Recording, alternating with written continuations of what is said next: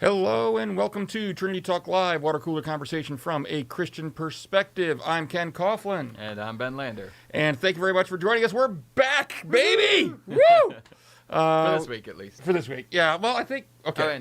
Yeah, we'll be back next. I think. Beyond that, I make no promises. So yeah, for those of you that weren't, that is your first time to the show, we've been off the last 2 weeks for various reasons. So we are very happy to be back, and we are very happy that you're joining us here this evening.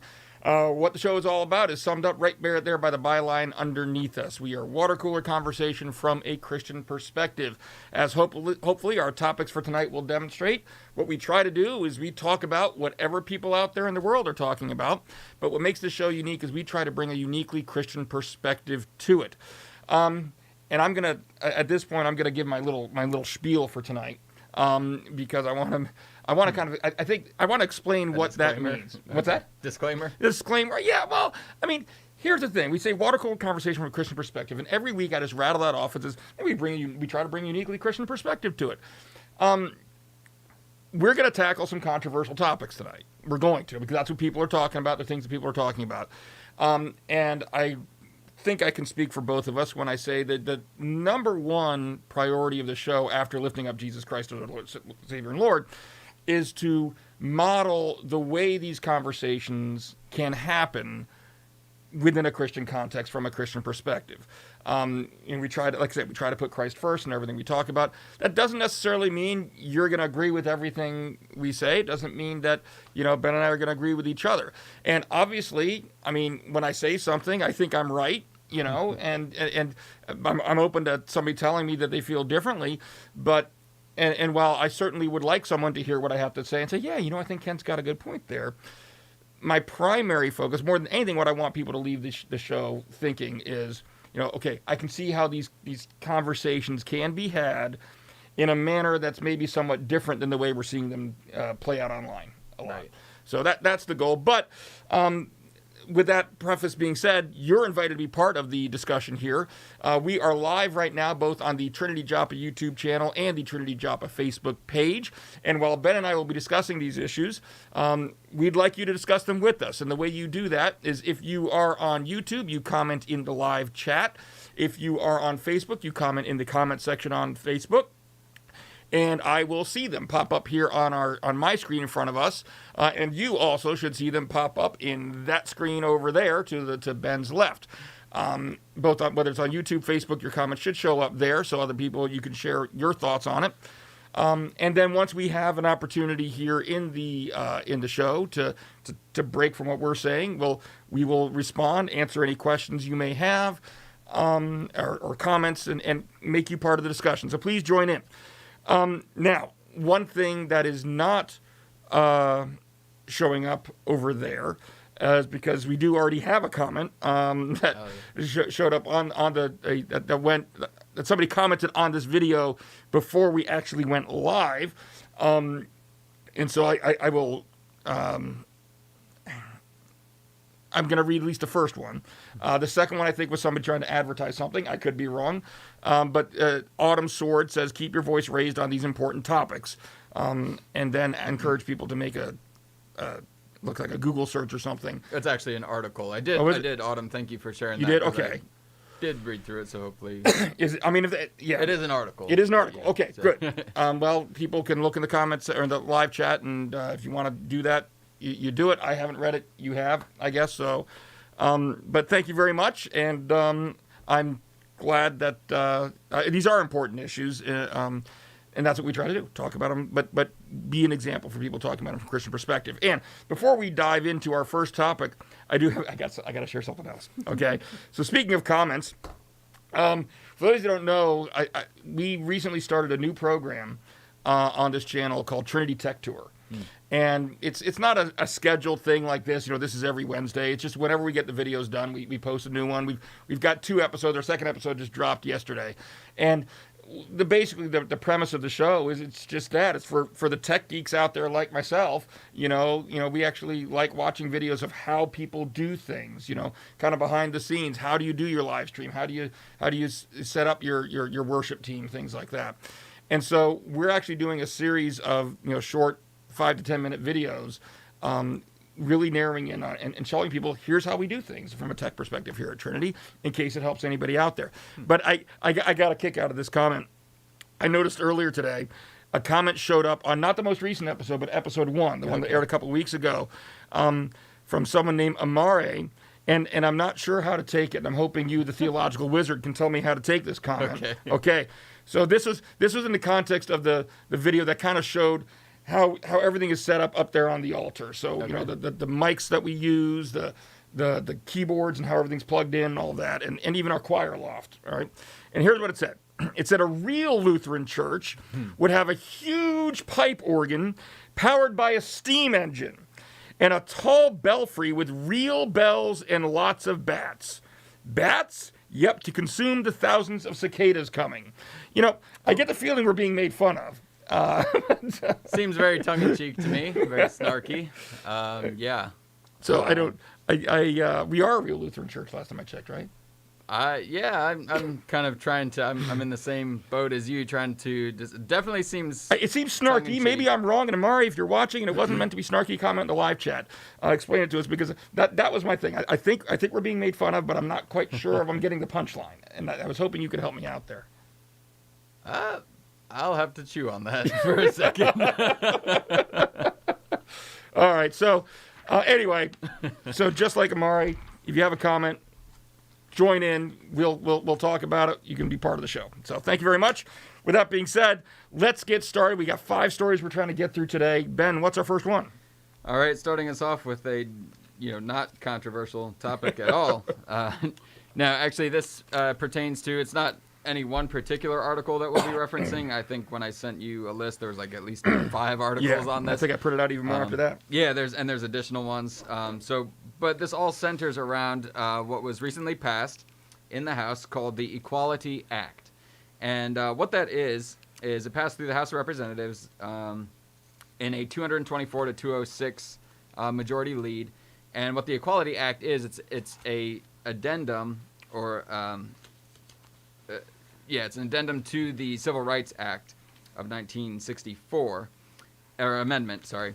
And it will include... Maybe the lawyer should have introduced this one. I know, yeah. Well, you get first shot at commenting on it. So, but anyway, it's an amendment to the 1964 Civil Rights Act. You can correct him. Yeah, thanks.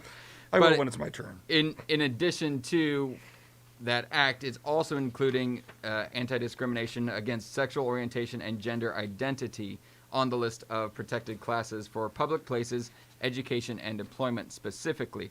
Although the concern comes in, especially for religious liberty and even in women's rights, in terms of how the far-reaching implications and applications of this act would have, at least in its current formation. Now, as it goes through the Senate, it likely will be amended further before it even gets to the point of passing, if it passes through the Senate, although President Biden has made clear his intentions to pass it if it passes through the Senate.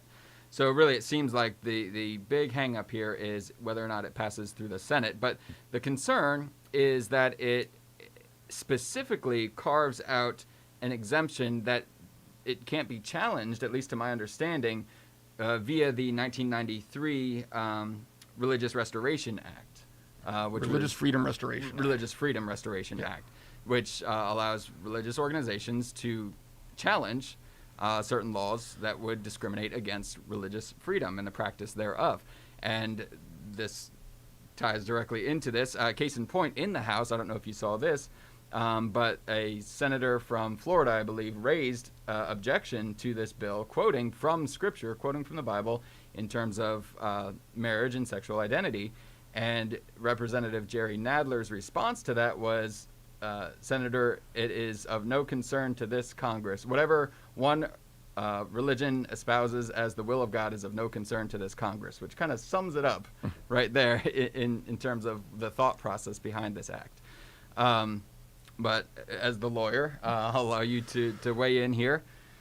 what you think. Well, and I'll first of all acknowledge Tim Foster has given us a couple comments here on Facebook, which hopefully everybody can see right there if the technology is working. But he says it is safe to say that our society has allowed the government to sign into law. Sorry, he corrected it with the second one. Sign into law the things that Paul called an abomination.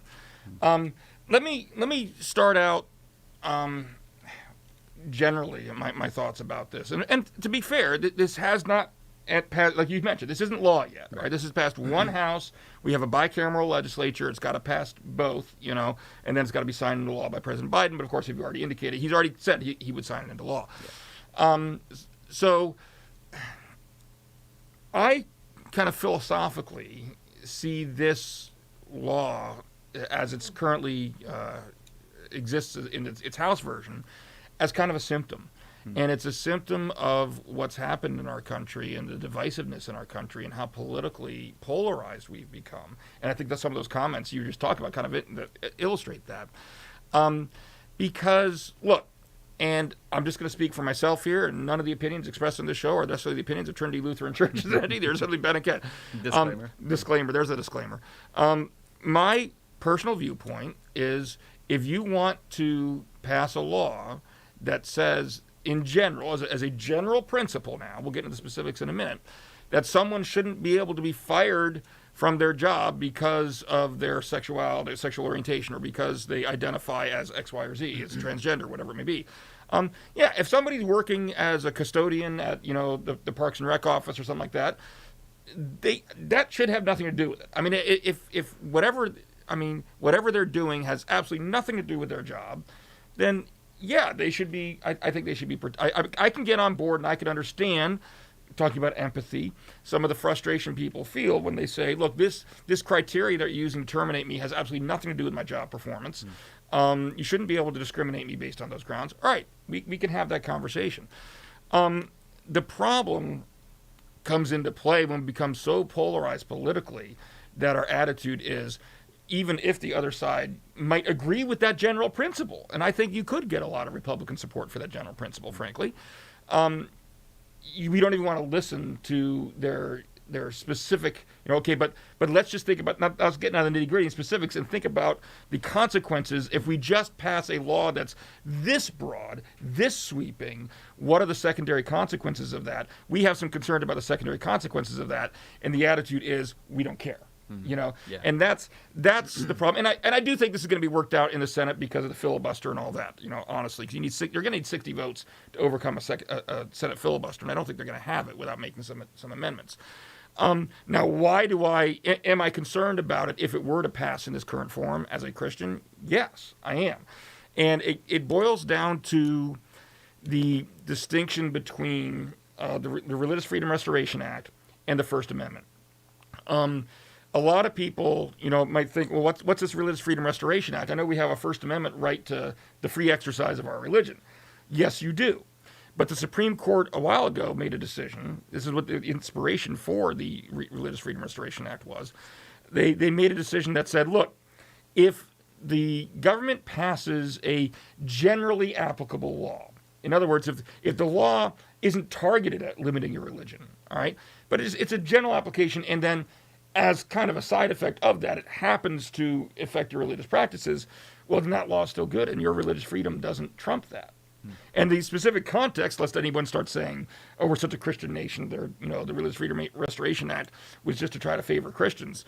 The case had nothing to do with Christians. It actually had to do with Native Americans.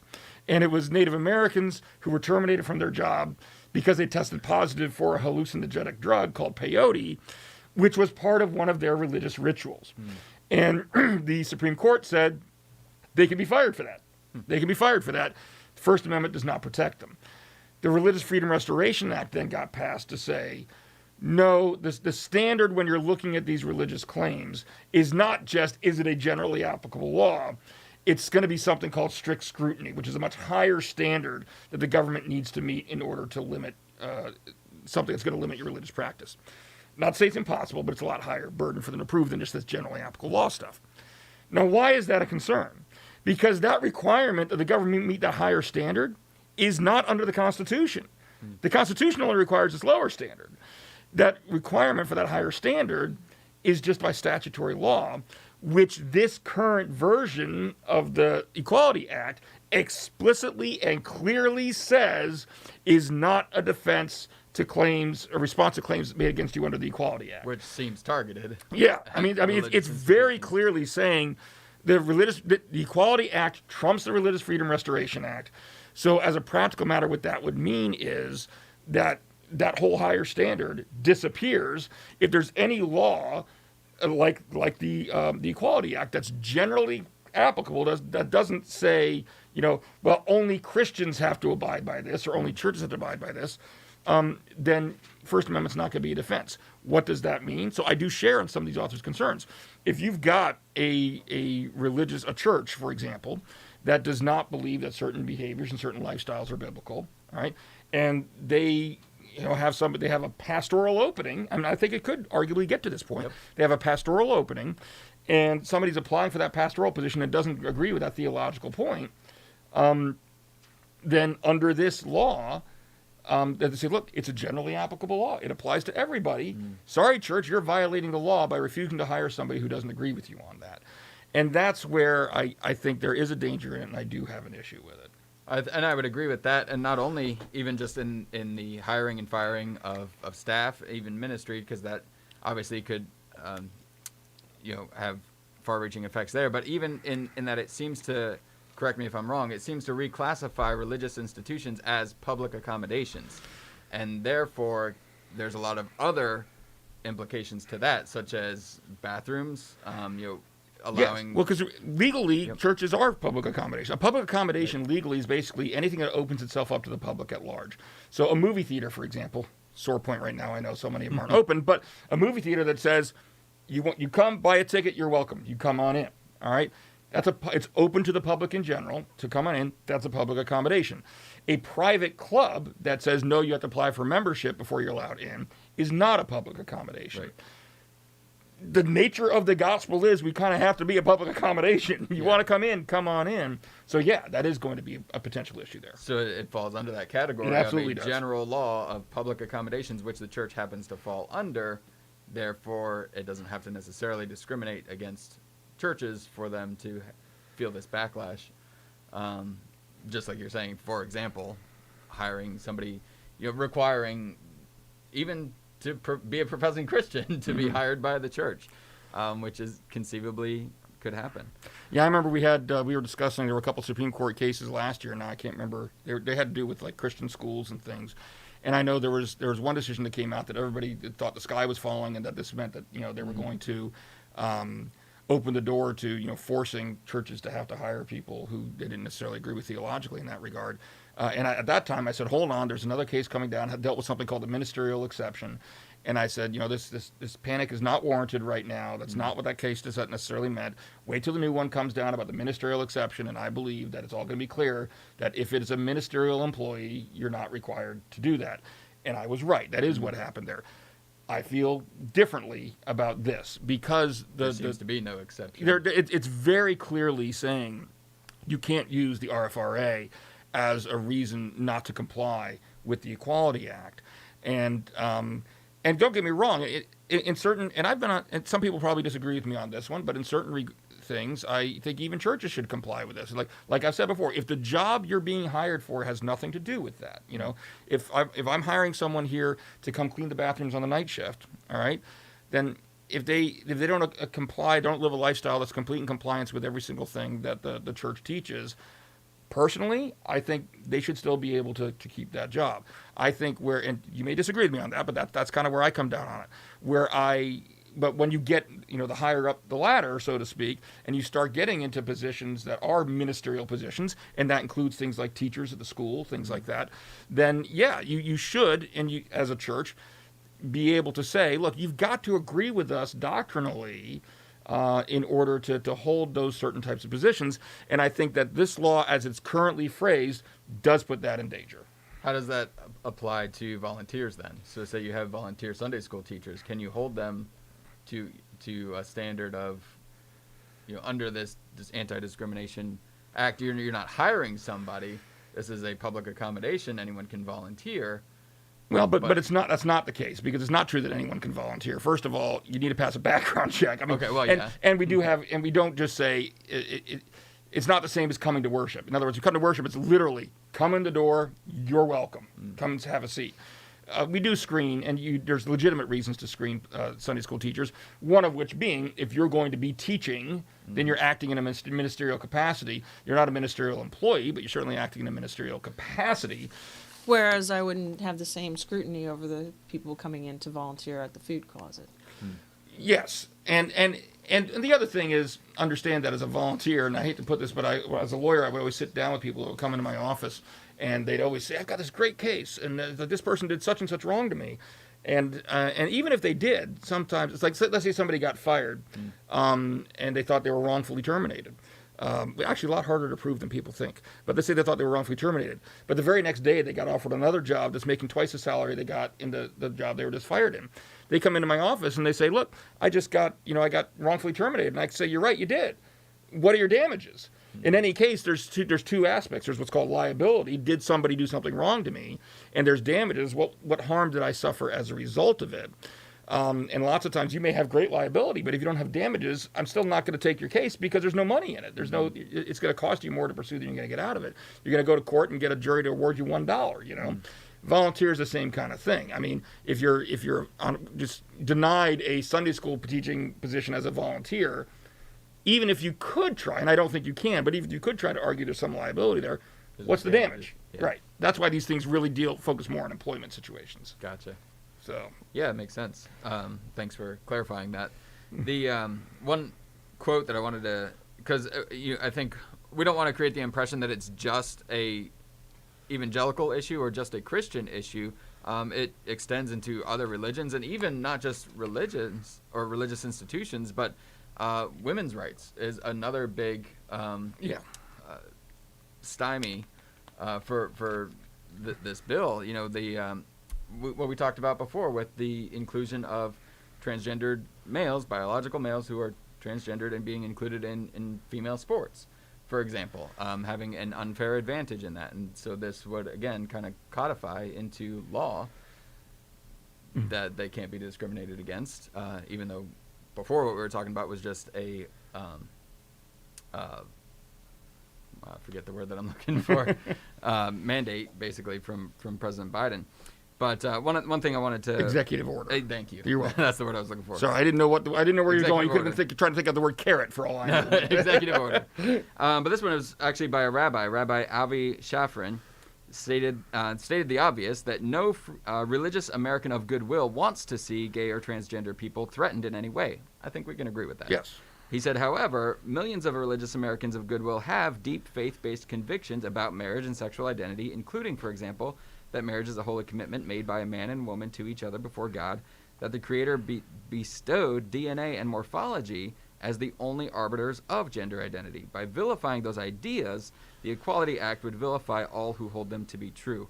And I think that last sentence where he says, by vilifying those ideas, this is really more of a ideological attack, so to speak. It is. Now, I will play devil's advocate, no pun intended, please don't. But someone who is of the opposite ideology would say, I think would respond by saying, hey, but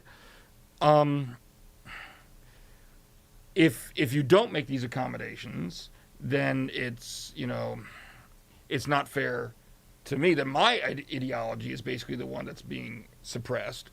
And that's where we get into as a practical reality. Look, anytime one person's rights are defended, another person's rights are arguably being inhibited, or being hindered in some way, shape, or form. And that's the reason we have things like a constitution, to try to figure out which rights are we valuing, which ones aren't we. And so this is why we have these conversations. And I think lots of times on both sides of these debates, people tend to discuss them really solely from the perspective, and we talked about this in the show before, solely from the perspective of one side's rights, one side's feelings, one side's, perceived injustice, and never take into account the other side. And where we get into what you're alluding to with the women's rights thing I agree with you that, we talk about, somebody who believes in what this law would require, were someone who, a transgender male or a transgender female, they would be allowed to compete on sports teams with other competitors of the biological gender that they are now identifying with in their transgender worldview. Then that doesn't take into account, and I think very little do we ever hear anybody who's advocating for stuff like this law ask the question of, well, what about those biologically female athletes, and the position that they're in. And I do think that, this is another one of those examples where we become so polarized. It's like we have to defend these people's rights because this is our side of the political aisle, to the point where to the exclusion of all others. We don't even think about anything others. We don't want. It's the same thing I talked about the law in general. People don't want nowadays to do the hard work of thinking through the consequences of what they're advocating for and how it's going to impact other people. And in this case, there's already been certified instances of it where it does have a very detrimental impact upon biologically female athletes who, 20 years ago, the women's rights and everything like that was the civil rights cause du jour, so to speak, or one of them, I should say. And so it's kind of ironic that now this class that I think we still need to acknowledge that women are at, certain disadvantages in our culture. There's still pay gaps and things. I'm not going to go into the causes for all of that. That's a whole other debate.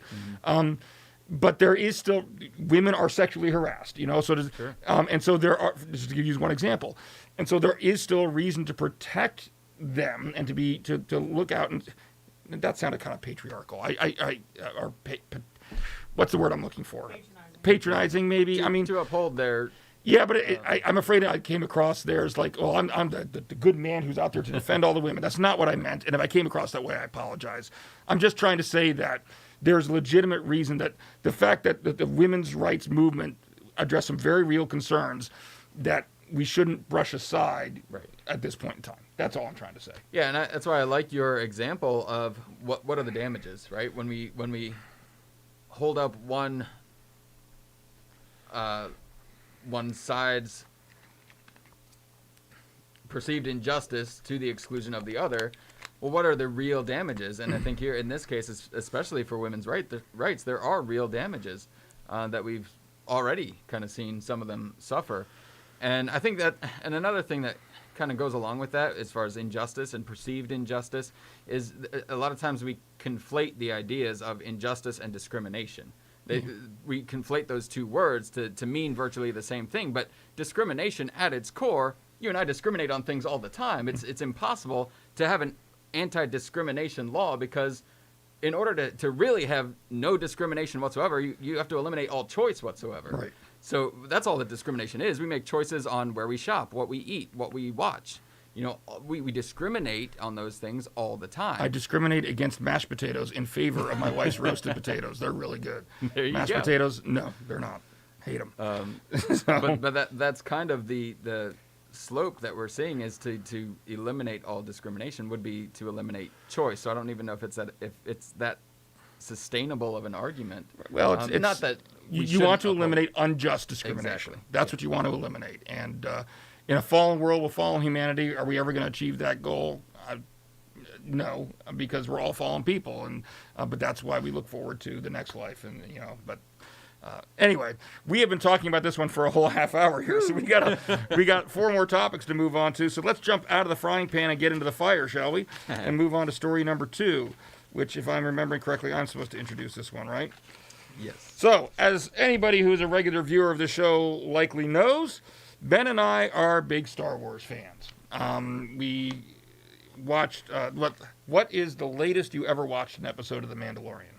I've seen all of them. No, I mean, like, if it comes out on Friday, what's the longest you've ever waited to see an episode?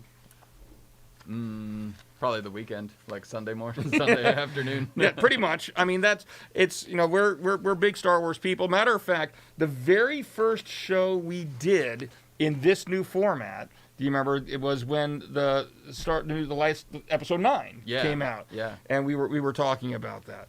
So Star Wars is very near and dear to the history and the fiber of this program.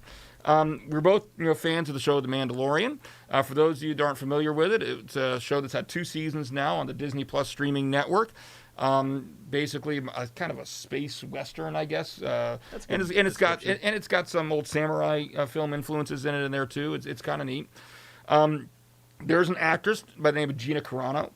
Excuse me. Now, she is formerly a MMA fighter, and she was also on American Gladiators. Is that right, Mare? Am I thinking? Yes. Yeah, American Gladiators. She was one of the Gladiators. Crush. She was Crush on that. She was one of my favorite gladiators. Before she kind of got onto her acting career. And she got this gig. She was playing a recurring character named Cara Dune on The Mandalorian. Now, Gina Carano, there's been some issues in the past where she has posted certain things on her social media accounts, and people disagree with them. And at times, I can't remember when the last time when it's really started. Rather, there was a whole trend that came up where the hashtag Fire Gina Carano kind of started emerging everywhere from people who disagreed with her, the political view of some of her posts. All right. Allegedly, she had a meeting at some point with Disney execs who asked her to, tone down some of what she was posting. The claim is that she agreed to do that. Now, she's recently given an interview with Ben Shapiro, which I think casts a little bit different light on some of this. Mm-hmm. But then what happened recently, and this was, about 3 weeks ago now, I want to say, she did issue a tweet, or put out a tweet. And I'm glad that you're going to be the first one to discuss this, Ben. I'm just going to read the tweet. This is what she tweeted. I think was the tweet deleted afterwards? I can't remember. I believe so. I think this tweet was deleted. But here's what she actually said. She said, Jews were beaten in the streets, not by Nazi soldiers, but by their neighbors, even by children.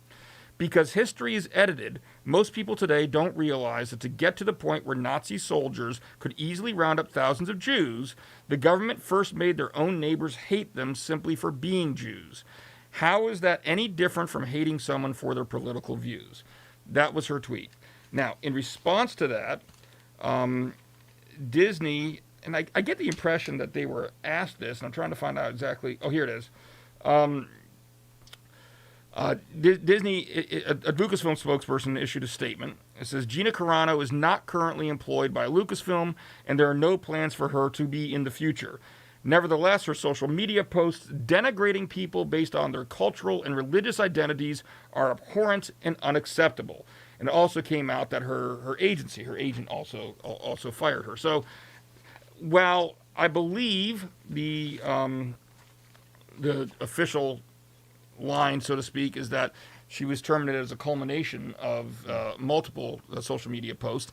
That one I just read was the one that, if you want to call it the straw that broke the camel's back, whatever, right, that got her terminated by Disney, Lucasfilm, whatever, and let go by her agent. So, from a Christian perspective, because let's face it, there's a lot of conversation going on about this out there, and a lot of it I see even from Christians. That's, well, let's just say the tone is not what it probably should be. Sure. So let's try to model how we talk about this from a Christian perspective. Ben, what say you? Well, first of all, I will admit that this tweet is the only one that I actually saw. I didn't see the other ones leading up to this point. Mm-hmm. So if there's anybody out there that has information that may shed a different light on this, please feel free to illuminate us or enlighten us. I know what they are. I've read them. But okay, well then enlighten me, or maybe you'll enlighten me. However, this specific tweet, my reaction to that is that Lucasfilm's statement saying that she was denigrating people based on their religious and cultural identity, I don't get that from this tweet necessarily. She was equating what happened to the Jews in Nazi Germany to hating somebody for their political beliefs. And she didn't even mention which political belief. And so I think that's important to note too, because I think she mentioned that in her interview with Ben Shapiro, where she said, it wasn't a Republican or Democrat thing. It was just kind of, she intended for it to be a thing to draw people together, saying, hey, instead of having this cancel culture and arguing as fiercely as we do over ideological battle lines, let's take a lesson from history is essentially, I think, what she was getting at, or she says that she was getting at. And so I don't necessarily see that in what Lucasfilm is saying happen. Now, if there are other tweets, maybe you can shed more light on that.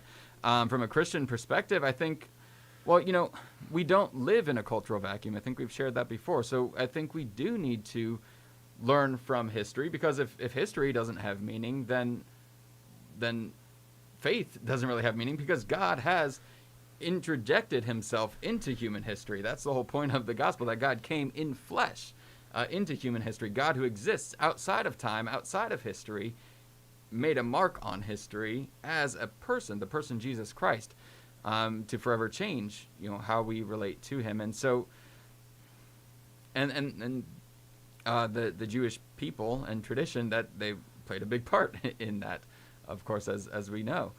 But I think if that's really her intent, was to bring people together to shed light on this ideological mudslinging that we're engaged in, I think the intent was good. Maybe the analogy was bad. Yeah, and that's... Look, I will preface the comments by saying, obviously, not Jewish. I don't know anybody who was personally who was affected by the Holocaust. I don't have any family members, things like that. And so, I'm willing to start out by saying, look, I'm not in the best position to say, from a Jewish perspective, whether or not people did take offense to this. I look at it, from my perspective. I do kind of agree with you as far as I don't think there was a disconnect for me between Disney's statement and her tweet. Mm-hmm. If you want to say, like some people do, that there are certain analogies that are just too painful and shouldn't be made, all right, that's a conversation we can have. Although I will say people need to be consistent in that. I'm not going to go down that path, but I think everybody here knows what I'm talking about. Yep. That if that's going to be your rule, then we need to apply it consistently. But I get it. Certain things, just even bringing them up, can be very traumatic. I'm sorry. I get what you're saying. You're both saying about this being maybe a very sensitive topic. But if we steer away from these sensitive topics, then we're not going to have the Holocaust Museum. We're not going to have the movie Schindler's List. And those instances were to shed light on and bring into clarity for people what actually happened. Because the further we are away from that instance in history, the longer we go past it on the timeline, the less impact it's going to have. And unless you and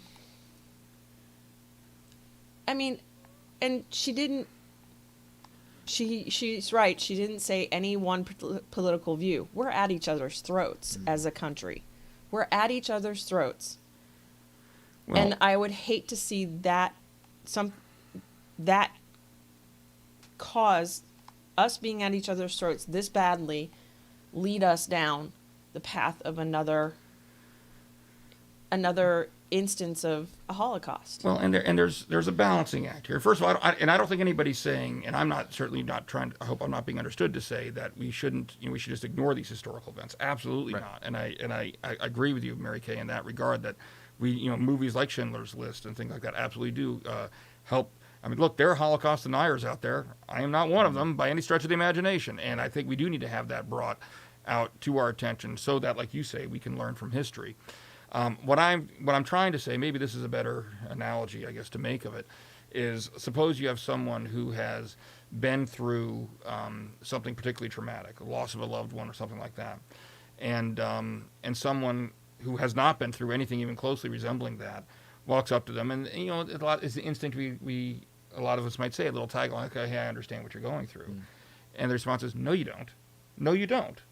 Sympathize with me, but don't identify with me because you haven't been through what I've been through. And that's a natural human reaction in some regards. I am at least open to someone saying that when we make these types of analogies, where we're not just talking about the historical event, we're comparing something else to it, I'm open to at least a conversation that it's that kind of situation. Sure. The flip side, however, is what you were getting at.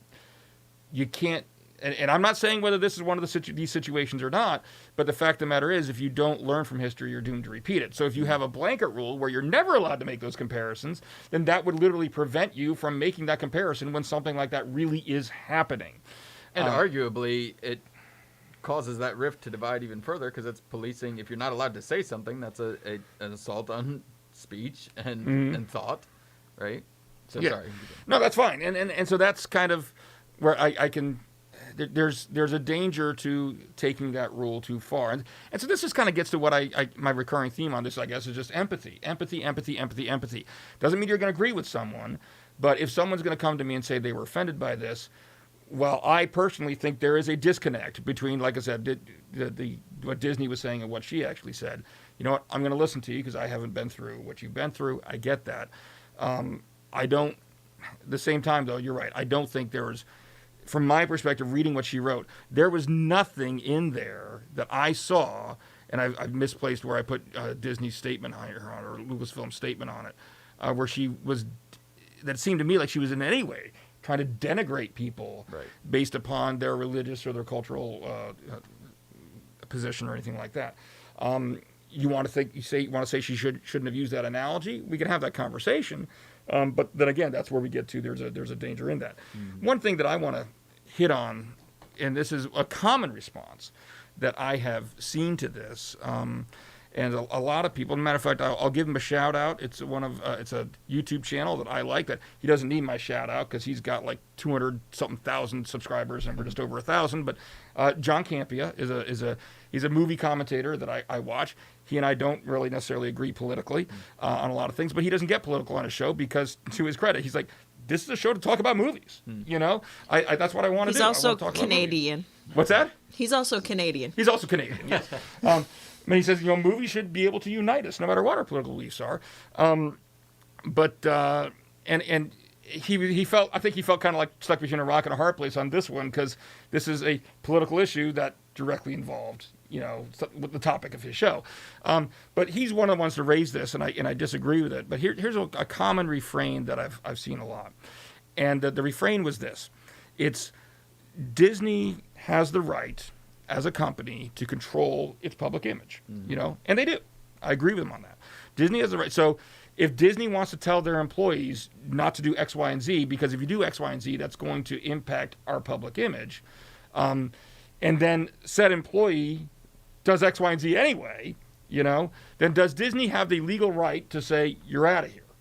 Yeah, absolutely. And so from that perspective, do I have a problem? If Gina Carano came to my office, would I be suing Disney for wrongful termination? No, I would not. Disney, I don't think anybody should dispute, legally had the right to do this. However, the reason, and I've seen that an awful lot, and for a lot of people, including Mr. Campea, that's kind of the end of the discussion. Look, they warned her. She did it anyway. They have the right to control their image. Therefore, case closed. But I ask, and I'm not going to get into specific issues here, but I ask, but what if the issue at hand was something else? Something that you personally disagree with their decision? What if what she was tweeting about was some cause that you celebrate, right? And they warned her, no, we don't want you tweeting about that cause. And they turned around and fired her. Are you honestly telling me that you'd be saying the same thing in that situation that you're saying now? Well, they have the right to control their public image. They warned her about it. She did it anyway. Or would you be at least voicing objections saying, regardless of what they're legally allowed to do, you think that there's a moral issue here, and you think that you as a consumer have a right to voice to Disney your objections because, hey, you're their customers, right? And so that's why I think that particular response to it kind of misses the point. The question here isn't whether Disney had the legal right to do it. I think they did. The question is whether or not people who are upset about that, Disney's customer base that's upset about that, has the right and should have the right to voice their concerns over it, and I think they should. Yeah, absolutely. And speaking of that moral implication, shout out to, I think it was Autumn who pointed out that other article. One of the things that was in that article spoke to a lot of Yes, so Disney has the right legally to control their public image, but what happens when a organization as large as Disney's public image really has far-reaching public impact, right? And so the argument was made in that article about you know for a company as large as Disney, that's for all intents and purposes kind of a monopoly, maybe not legally a monopoly, but they control a majority of media. They own the X-Men and Marvel now. I mean, they just got everything. X-Men is and Marvel. Star Wars. Now it is. When the movies, it was technically Marvel, but you know what I mean. But so when they own that large of a chunk of the pie of media that we all consume, it even makes that point in this article that their primary goal then shifts from making money. That's kind of a secondary goal, and their primary goal is public impact and how they can create the narrative. Because that's one of the frustrations of the Star Wars fan base that I've heard too, is the increasing political ideologies that are kind of sprinkled throughout, especially some of the sequel trilogy and everything. You know, and I'll look at this as the glass half full situation, because you're absolutely right, and it's and I'm actually kind of pleased to see people are recognizing that more. One of my favorite quotes is from Andrew Fletcher. He was a Scottish statesman. My wife's heard this a million times. I think I've said it to you before. You said it on the show before. I probably have. Let me write the songs of a nation. I do not care who writes its laws. And that's because wait a minute, did I say that in our meeting? Were you in the meeting when I said that earlier today? Earlier today. Ben, it's only been a few hours since Ben has heard me quote Andrew Fletcher. No, you said it on the show too. Yeah, but that's the idea is that our culture is far more influenced through the arts and what we allow to entertain us than it is through legal mandates. Yeah. And so if you disagree, I mean, certainly a company, especially the size of Disney, absolutely has the power to help shape the direction of our culture. And if you disagree with that, then it does become, I would say, a responsible thing for you to do, to speak up about it. Because if you don't, and if our response is to try to silence any opposition, then what you're basically doing is ceding the authority to someone like Disney to determine what direction our culture is going to go. You know, and so kindly, respectfully, politely, but it does become, I think, our responsibility. So it does become our responsibility to voice it. Pastor Jay Jackson, I heard it today too. LOL. Yes, we were. That's what I did. The light bulb went on. Did you see the light bulb going on over my head, Pastor Jay? When I realized, wait a minute, I said this quote earlier today in a meeting with Pastor Jay and Ben.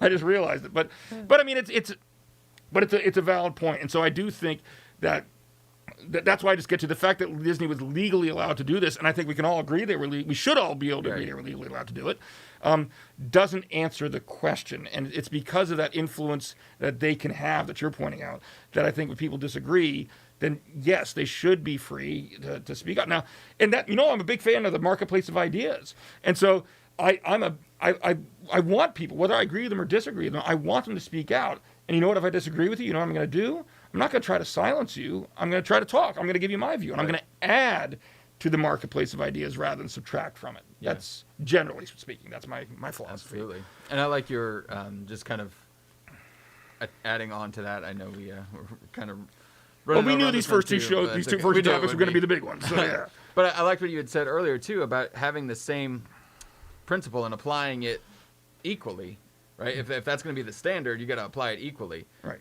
So interestingly enough, I don't know if you saw, kind of adjacent to this story, Bill Maher, who we just spoke about on a previous episode. My favorite Bill Maher. I love Bill Maher. He actually spoke out against the Gina Carano debacle, and he was actually in support of the people who are detracting from Disney, saying they shouldn't have, because of, or at least the cancel culture. He had this whole spiel on cancel culture, and he said, "Is this really the society that we want to become?" Essentially, I'm not going to repeat word for word what he said. Right. He's like, is this the society we want to become, where we're afraid of walking around each other? We're walking on eggshells, afraid of saying anything and looking over your shoulder, getting fired for anything. And so applying that same standard, because Bill Maher has, I think he's always kind of been a proponent against cancel culture. Right. Especially in his line of work. Think about what he does. I mean, he's kind of deliberately controversial. Yeah. But I think we mentioned this, as critical as I've been of Bill Maher and as critical as I was, when we talked about him on the show, I believe I mentioned on that program that one thing you can say about Bill Maher is he is generally consistent. For example, even when he's attacking Christianity, he's not just attacking Christianity, he's attacking other religions as well. And this is one where I do think that he is consistent as well. You're right. I don't think he's in favor of cancel culture, and I think he'd be out of work if we did do that. So, all right. Are we going to move on? I think We've got 3 more stories to get through, and it's already 6:21. And, hey, I'll take this moment to say that we do have to be off by 7 o'clock because we have 2 additional programs on this channel at 7 o'clock. If you've been following along with Bill Rearig's Life of Paul Bible study, I believe tonight's the last session. I don't have confirmation of that, but I think tonight is the last session of that. That's going to be live streamed at 7 o'clock. Also on this channel at 7 o'clock is our Wednesday night Lent at Home worship service. This is going to be a pre-recorded service that premieres. It's exclusively online. We got the whole series is kind of working our way through prayer. We're talking about prayer and helping people become more comfortable with it. And tonight we're going to get a great message from Liz Carper, who's talking about prompting in prayer.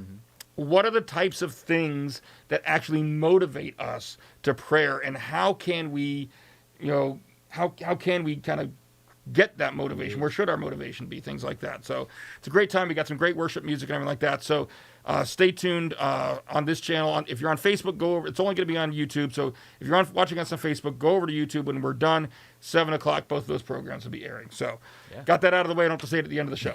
So, all right. What's our third story, Ben?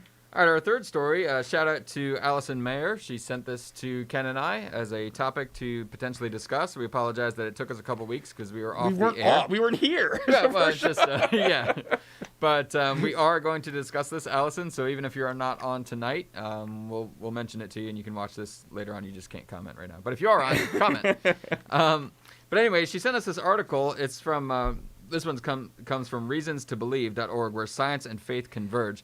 And this article, many of you, I'm sure, are familiar with Elon Musk. He's the we talked about him before on the show. We talked about him. We did the SpaceX. SpaceX. Yeah. So you may know him from SpaceX. He's also owner of Tesla. So a very bright guy, and also a very wealthy guy. But he's started up this company called Neuralink. And it's a company with the express goal of building a neural implant that can sync with the human brain, affording us the ability to control computers, electronic devices, and machines using only our thoughts. So that's, in a nutshell, kind of what Neuralink's goal is. It's a technological development to sync human brain synapses with electronic impulses that can control machines and computers. So, but this article goes further than that, because as Elon Musk explained, his hope for it, at least as far as he has said, is that it will have humanitarian benefit as far as, allowing better prosthetics and people who are disabled in any sort of way to have renewed capabilities. But also, he talks about the threat of AI, and he kind of views AI, artificial intelligence. There's this danger of us becoming puppets of the very AI that we've created once AI becomes sophisticated enough that it can start learning for itself. Well, that's the whole point of AI, but we can kind of become trapped by those AIs. And so he sees Neuralink as a savior, so to speak, of mankind, of humanity, to allow us basically a kill switch in our own brains to shut off that AI or to combat that AI, allowing us to have greater superhuman, in his words, superhuman capacities and cognitive ability is also a goal of Neuralink. So very controversial as far as human augmentation goes. What are your thoughts on human augmentation? I went to the same place that Pastor Jay just went on YouTube. His comments, Skynet 2.0. Yeah. Rise of the machines. My toaster is going to take me out. I went someplace a little different. There certainly were Skynet implications here, talking about, us becoming slaves of the AI. But as far as, having neural implants implanted into us to help us control electronics and something like that, my answer to that is, Did nobody watch Star Trek: The Next Generation? The Borg. This is how the Borg started, okay? This is like if we were to make a prequel to Star Trek: The Next Generation about the origins of the Borg, it would be Neuralink, okay? Elon Musk would Can I start it. just say? Can I just say every time somebody uses the word assimilation, Oh, absolutely. You I would be go there. assimilated. Resistance I is go there futile. too. Resistance is futile. I am Borg. So, anyway, We are the Borg. joking aside, if one of us is going to be taken over by AI, it's going to be the guy that uses technology in the industry, not the guy that uses paper. I'm sorry, there's no development for paper implants in our brain. Going down. He's going to go first. I'm just saying. Anyway, so let's. Allison, you may regret sharing the story with us by the time we're all done, because I am a philosophy guy. For those of you who didn't know, it's part of my. While I'm an apologist, my emphasis, and as an apologist, I am kind of a generalist. I do study scientific arguments, things like that. My forte is philosophy and metaethics and metaphysics. Okay. There are some huge metaphysical assumptions, and I'll explain what that means in a minute, because I'm going to throw in these big words. And Pastor Jay, don't say anything. You and Randy already got on me earlier today for using 2 big words. I'll explain metaphysics. Don't worry. All right? There are some huge metaphysical assumptions. Okay, in this. before you get started, can I just Apparently ask? I won't explain. No, them. you won't, because I'm jumping in. Can I? So, is the original purpose for this is so that, if I'm understanding the article right, is so that somebody who gets has their leg amputated at some level, and they get a prosthetic, that they'll be able to control the prosthetic using their brain, just like they would control the muscles in their leg. Exactly. Yeah. That is using one the brain. purpose. I mean, that's That is one purpose, but Elon Musk talks about multiple purposes, and that is a purpose I think we as Christians can certainly get behind. Sure. Absolutely. well, yeah, because it's really. I mean, we have our godson, because of cancer, had his left leg amputated at the hip. Right. So the only way he can use a prosthetic is to basically, he uses his hip to sort of fling the foot out in front of him, when he's walking on it. Yeah. So, because of where where the amputation had to happen, that's just his only way of controlling it. Yeah, and so I think there are certain aspects of it that I think, with proper safeguards, and there's a lot of questions still there that we certainly can get behind. Of course, he's talking about other purposes as well. He talks about this, to prevent the rise of the machines, we must become Borg argument.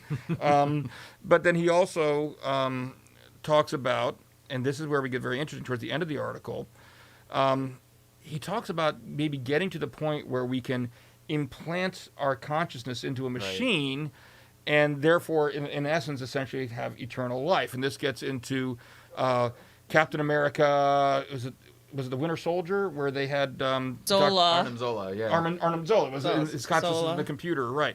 It's that kind of thing. And here's where we get metaphysical, all right? What is the brain? I mean, more appropriately, I should say, what are we? What is our essence? This whole endeavor has starting some philosophical assumptions at its core. And basically what it is, ironically, since he's so worried about AI and the rise of the machines, Elon Musk's starting assumption is basically we are just moist robots. I mean, that's not my term. I got to give credit. That's oh my gosh, I'm drawing a blank on the apologist's name now. Frank Turek. That's his term. But that's what it is. The brain. This whole endeavor is envisioning that everything we are is controlled by our brain, determined by our brain, in almost like a deterministic mechanical fashion. And so that if you can, these implants can stimulate this part of the brain, that part of the brain, or read from this part of the brain, read from that part of the brain, then they will be able to know what we're thinking, what tap into our memories, things like that. And so it really does start with this assumption that we are mechanical at our core. And that is far from a proven assumption, to say the least. And obviously, as Christians, we're not going to agree with that. Right. We are more than our bodies. All right. Science has yet to prove beyond neurological synapses what is consciousness. Right. Exactly. Yeah. And part of the things, like, even if we see things going on in the brain when certain memories are, when we're having certain thoughts, certain types of thoughts. And that is true. You can look and say, you know, when someone's having this type of thought, anxiety, whatever it may be, there's a certain thing going on that we can see in the brain. But that doesn't necessarily mean that these things that are going on in the brain are the cause of what the thoughts are, as opposed to maybe a response to, a phenomenon resulting from. And so it's still nothing that none of the science can show us and tell us that we are just these mechanical things that are completely determined by what's going on in our brain chemistry. And so that's where we get into what you're seeing here, I think, is a naturalist's attempt at immortality framed by their naturalistic assumptions. And they're not assumptions that we as Christians share. And we know where true salvation comes from and where true eternal life comes from. Right. And it's not by Arnim Zola implanting our consciousness into a computer. So should we even be concerned about this if it's destined to failure? From a Christian perspective, right. if our understanding is not the naturalist understanding, that we are more than the sum of our parts, then we are more than the sum of this flesh and bone, we're not moist robots, then if our assumption is true, then any attempt at a naturalistic expansion of that life is doomed to failure, because you can't recreate and play God, so to speak. You can't impart a soul to a robot. And even think about think from a purely, pragmatic perspective. Think about the two different types of eternal life that are being pitched to you here. Yeah. One is you can have a brain sitting in a computer for all eternity. One is that you have a perfected body in the new heaven and the new earth. You get to live eternally with God. You know, just talking about, the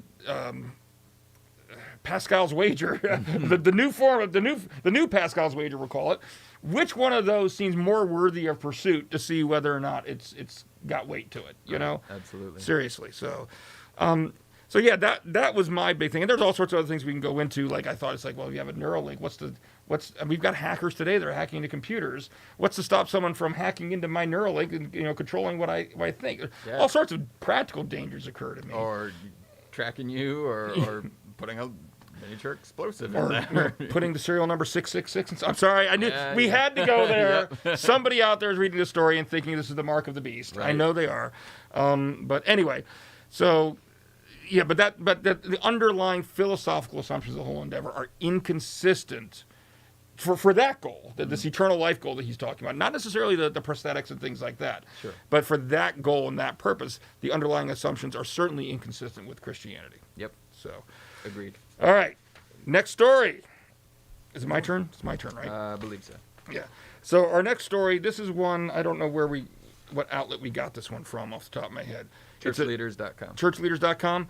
It's an article, and the title of the article, it's written by Stephanie Martin, and it's called "Should Churches Mandate COVID Vaccines for Their Staff?" And Man, we are not getting controversial at all. Not at all today. Although I will say that the article is, I guess I'm kind of guilty of this ourselves, because my byline or my tagline here is "Should Churches Mandate COVID Vaccines?" So I probably did the same thing. It's kind of clickbait. Because you read the article, the answer is, well, you can't. I mean, that's legally you can't. So it's kind of a, we'll suck you in with the headline. But part of the reason you can't is because the COVID vaccines currently being used have been granted what's called emergency use authorization. They're not licensure. There's a difference. In order to be a licensed vaccine, it has to go through like 2 years of testing and all that, which obviously these have been rushed to the market because of the pandemic. Mm-hmm. And so they haven't. They've gotten this emergency use authorization. And it's definitely clear that no one can mandate a vaccine that's just under emergency use authorization. And even once it becomes licensed, there are limitations on who can. For example, medical facilities that treat high-risk populations, they arguably can mandate a vaccine that has received licensure. But even then, this author is basically pointing out that even people like churches and things like that, well, there were some differences of opinion between people they consulted, the EEOC and some others. I think the punchline was you probably can't mandate it. Now, but then what they all go on to say is, well, even if you can't mandate it, you can, and they're saying should, strongly encourage it. And they talked about employers, even though the headline was churches, it was really, the article was more employers in general, talking about whether employers should incentivize it, maybe give certain bonuses, perks, whatever, for people who receive the COVID vaccine to try to create a culture in your place of employment where people are more and more getting it. So what say you to this? Well, it was, and I'll be honest. I mean, maybe we differ on opinion here. I'm not in that higher risk category. So personally, I'm not in a rush to get the vaccine because of this very reason, that it has been rushed to market.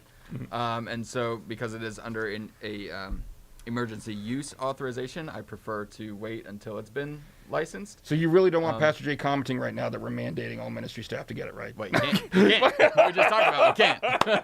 You can't. However, that doesn't mean, that, flu vaccines aren't mandated in many places. And, I think when we get to the point of enough herd immunity, now, again, I'm not an epidemiologist by any means. So...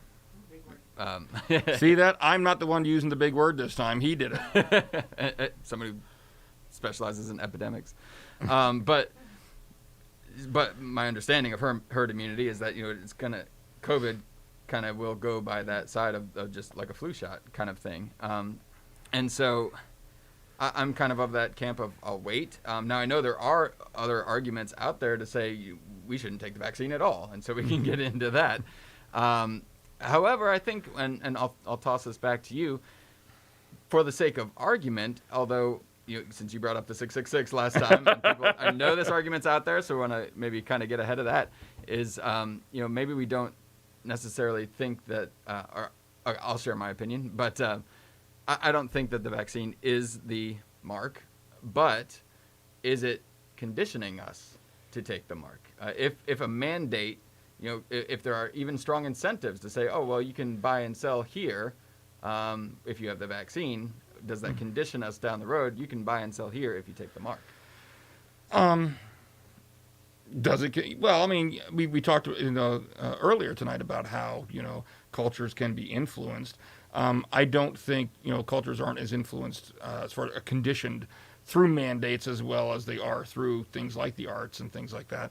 So would that potentially help condition us for something later on? Sure, but I think you'd have to have something more behind it than a mandate.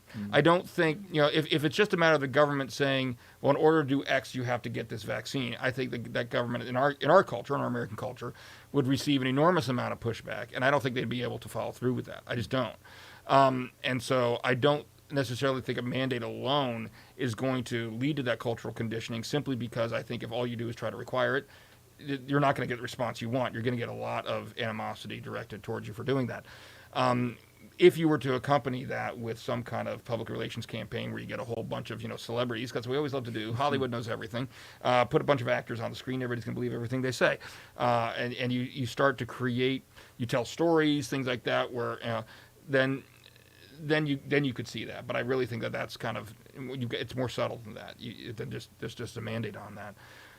As far as the vaccine itself, I mean, I guess somewhat differ in this regard, that I'm openly admitting I'm already on the list. I haven't gotten it yet, but I am on the list. I'm just waiting for the University of Maryland to contact me and say, here's your appointment. I haven't gotten that yet. Why am I on the list? Well, I mean, the biggest reason, of course, is my father-in-law, who my wife and I take care of. He is very high risk, and we are his primary caregivers. Another reason is, I come into contact with a lot of children, from working here on a regular basis. I'm the media director. I'm filming kids at the school and everything like that. And so I have made the choice that I do want to take it, and I want to take it as soon as possible. Now, in answer to the question that is our headline here, does that mean that I should therefore think that everybody should be required to take it? No. Right. No, absolutely not.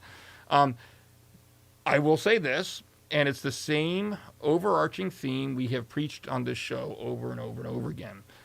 When you are making a decision about whether or not you want to receive this vaccine, showing love to your neighbor should be at the forefront of whatever decision you make. If that's what you're thinking of, and that's the approach as a Christian that you're taking, I'm not going to fault anybody one way or another, whether they want to take it, whether they don't want to take it. As long as if they're a Christian, that they are putting Christian principles at the forefront of their decision. And that's kind of my philosophy. Well, when you get the vaccine, though, it doesn't mean you can't carry it. That's my So understanding. if you're still practicing. I mean, the social vaccine would distancing, be, mask wearing, washing your hands. wouldn't the vaccine just be for your own personal safety? So, yes, except to the point that it's the idea being that if enough people get it, then just like right now, you reduce the instances. If you reduce people who are going to, like let's say that it's my personal safety, I could still be a carrier. But if I didn't have the vaccine and I got it, now I might be in the hospital and taking up a hospital bed and increasing the hospitalizations. Where, so there's secondary effects, in other words, of people getting it. I mean, if that makes sense. as far as my father is concerned, I'm much more concerned about him getting it. Correct. And we're still struggling with that, which is amazing. I mean, everybody keeps telling me, asking me why, and it's I don't know exactly who to blame, except for to say that it doesn't seem to be, at least here, the rhyme or reason is beyond my understanding of who's getting it and who isn't, even though we have these tiers of people.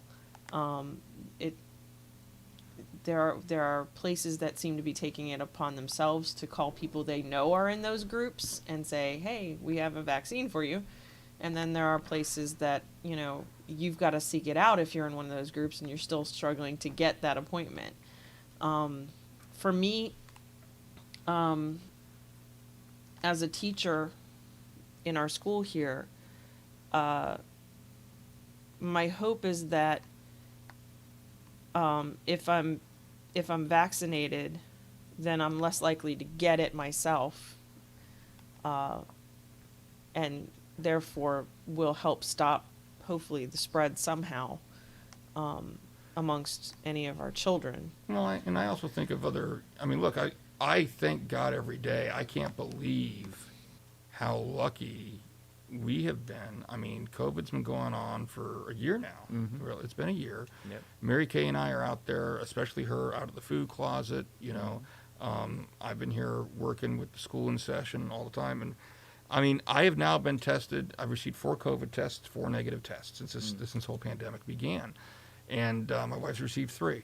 And I hate to use, talk about Christian lingo, I hate to use the term hedge of protection, but I kind of feel like, so who was the comedian that said that? A hedge of protection? Really, out of all the things you can think, a hedge? It's like, all I need is a pair of clippers, I can get through the hedge, I think we talked about that on this show, about the Christianese. Yeah. That article about Christianese. But I mean, I kind of feel that way. And so part of it is also, I am afraid of what would happen if I got it, and I've tried the best I can to, develop. We've got other people, for example, now that are capable of, running the live streams for the worship services and things like that. But that's part of my concern as well. So that's just where I come from. But like I said, as long as you've got the love of Christ at the forefront of your decision, we shouldn't be mandating it in one way or another, especially with what you're saying, because this hasn't received full licensure yet. It was rushed through.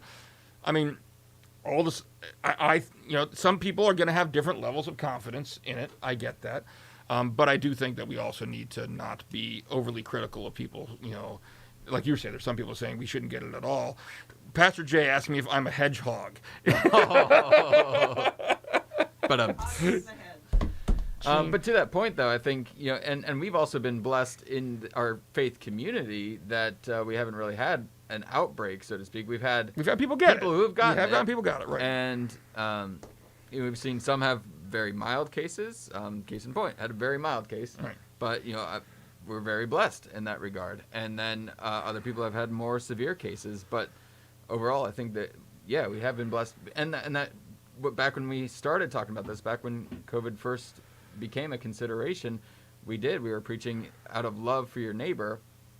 Mask wearing and social distancing and washing your hands, all of those considerations, the love for neighbor is at the forefront of that. Because how many chihuahuas were we supposed to keep between us? I've already forgotten. 16, I think. 15 chihuahuas? 16. 16 chihuahuas. 16 chihuahuas. That's a blast from the past. Go back to our shows from a year ago if you know what we're talking about there. So that, whatever your decision on the... Pastor Jay says, thank you. I'm here for the next 3 minutes. Right. Yeah, we got another story we got to get through. All right. And I'm not to cut you off, but I'm cutting you off because it's 6:45. Ben, what's our last story? All right, so this was more of an op-ed on also from churchleaders.com. This is by Gary Thomas. And the article titled here is "Why Are Christians So Mean?" It kind of goes into actually Dallas Willard was where that quote came from. Dallas Willard was once asked, "Why are Christians so mean?" His answer was up to the task. He said, "Christians are mean in proportion to when they value being right over being like Christ." So I think that's kind of the crux of it. When we look at the vehementization, the animosity, not only in our culture but in the church too, that we see on cases like the vaccine or something. Anytime that we disagree with one another, we see some that are able to disagree politely and have a Christian discussion about it, but others we see just such animosity, and so it's sending a message to the world of why are Christians so mean? The world sees this and they start to ask this question, and I think that gets at the heart of it, that when Christians are mean, when we value being right over being like Christ. So this article kind of goes on to, it gives scripture above all these virtues, put on love. That's Colossians 3:12 and 14. Be devoted to one another in love. 12:10. Never be wise in your own sight. So again, there's this humility that comes along with from the Christian worldview. We are called to love one another. We are called to be humble, to be like Christ. And so we're seeing, and this kind of goes back to what also we've been talking about, is the identity. Where are we placing our identity? Are we placing our identity in our in Christ, in our Savior, or are we placing our identity in our own wisdom? Yeah. And so that's kind of the basis of this. What do you think? Why? I think your machine is rising over there. You should watch out. Get your Neuralink implant to fight it off. Sorry. Yeah. So when I read this article, I mean, I'll start with the slight bit of concern. I don't think this is what the author was getting at, because I do think that he was trying to strike this balance. But some of the comments in here, talking about, quoting scripture about, be devoted to one another in brotherly love, never be wise in your own sight, and keep in mind that love does no harm to its neighbors. There's no harm to anyone, And sometimes, when you take verses out of context and everything, you try to make that's where you get this theology that God is love, therefore God doesn't want to say anybody's doing anything wrong, and you get into universalism or whatever it may be. Is disagreement hate? Yeah, and so you've got to be careful. It's like, all right, doing no harm to anyone doesn't mean that I have to be so afraid of offending you that I'm not even going to stand up for the truth of the gospel. So there was a little bit of concern when I was going through that they might, it could be, some of what they were saying could be taken too far, too extreme. But I in fairness, I don't think that this was a blog actually originally written by Gary Thomas, and I don't think that he was trying to get to that. Here's what the quote that really stood out to me, and it gets to what you were saying before. It doesn't even matter if you are right on the issue if you are acting in a wrong manner. You're adding to the overall problem rather than being part of the solution. And on that, wholeheartedly agree. As a matter of fact, Greg Kokel, who is a Christian apologist, Stand to Reason, is wasn't the first thing for Stand to Reason, one of our articles for tonight. That's his ministry that he founded. And he talks about the ambassador model of how to go out and defend the Christian faith. And one of the aspects of that is it's not just about, having your knowledge in place, but it's presenting it in a winsome manner, as he calls it. Because if you're a jerk, it doesn't matter if what you're saying is right. Because all people are going to be focused on is the fact that you're a jerk. And they're going to walk away from that thinking Christians are jerks, right. And so we lose sight of that. And that's not just a Christian problem. I think it's a humanity problem. Sure. And it's a divisive cultural problem where we all so much want to be right all the time that we demonize those that we disagree with to the point where we get angry a lot, and these discussions become hostile. And as Christians, we need to keep that in check and realize, look, how you're saying something and how you're presenting is arguably as important as what you're saying, because if you're presenting it the wrong way, nobody's listening to what you're saying. Yeah, it's that old saying that says people don't care what you know until they know that you care. Right? It's that you're having to earn that right to be heard, so to speak. Yeah, I mean, and thanks for pulling up that quote I was trying to get to, but I couldn't find it. So couldn't find his technology. See what happens? Paper, highlight, notes in the margin. But yeah, I think I agree that methods matter is another way of stating that the way that you go about, and same thing we've said before, if you want somebody to get offended, we never want somebody to get offended, but if somebody is going to get offended at the gospel, you want it to be at the message and not the messenger, the way that it's presented. Now, is it fair, I guess what this headline talks about, is it fair to say that this is a pervasive, maybe not pervasive isn't the right word, but a widespread problem within Christianity? Do you think Christians are presenting ourselves as being mean? I think this past year has shown how pervasive it can be. And with the onset of social media and technology, we have more access to view that. Really, it's on display for the world to see how that is. Maybe how it's always been. I don't know. Or maybe it's gotten worse. I definitely don't think. Or do you just decide that somebody is mean because you don't like what they're saying to you, not necessarily because of the way they're saying it? Yeah, and that's the problem that that's where I think why we think we need to be really cautious about this, because that's going to happen. Mm-hmm. All right, there are people that are going to say Christians are mean, Christians are X-phobic, whatever label you want to attach, because of the content of the message. But they're going to be more likely that you're adding fuel to that fire when you really are mean in the way that you're presenting it. I know. My children, when they're younger, much younger, because of their maturity level, if you tell them no, they can't have something, or they can't do something, and whether you have a logical, valid reason why they can't. I know my children said it to me. I probably said it to my mother and father as well. They called me a meanie. You're being mean because you're not giving me what I wanted. Yeah. So, if there are people out there who are, there are still people out there who unfortunately don't understand that just because you're not getting what you want or not being told what you want, that doesn't mean somebody is necessarily being mean. But you're right. Yeah. You have to be careful the way. Yeah, I'm sorry. Go ahead. Well, you just have to be careful with the way you're delivering it. A lot of times when people receive a message that they're not in agreement with, then conviction is interpreted as offense. Yeah. So a lot of times we have to check our own offense sometimes. Are we offended because it's actually offensive or it's actually wrong, or are we offended because we're convicted on something? Well, and it also gets back to that empathy point. Listening to too often we're so convinced by our own position that we just want to say it, and we're more concerned. We're not even concerned about you at all. We're more concerned on the prioritizing. It's just us getting out what we want to say really, really quickly, that we don't even take the time to listen to what someone else has to say and how someone else feels. Yeah. So, all right, we need to end it there because it is 9:53 or 9:53. No, it's not 9:53. 6:53. But just a quick reminder: stay tuned here on the YouTube channel. If you're on Facebook, go over to see us on YouTube. We've got two things coming up at 7 o'clock: the I believe final session of Bill Rearing's Life of Paul Bible Study, and the Lent at Home 7 o'clock worship service premiering at 7 o'clock. Worship music, great message by Liz Carper. A great thing by a lesson also by I can't remember what it's called now. The segment that Lori Hinman's doing. She did the 5-finger prayer last week, and it's igniting your prayer life. I think it's something like that. How to ignite your prayer life, something like that. It's all wrapped up in there. It's great. You know what? The best way to find out what it's called? Watch it. So come back in 6 minutes and watch it. In the meantime, we're going to sign off. Thank you, Mary Kay. Thank you, Ben. Thank you, Ken. Thank you all. See you right back here, same time next week. God bless.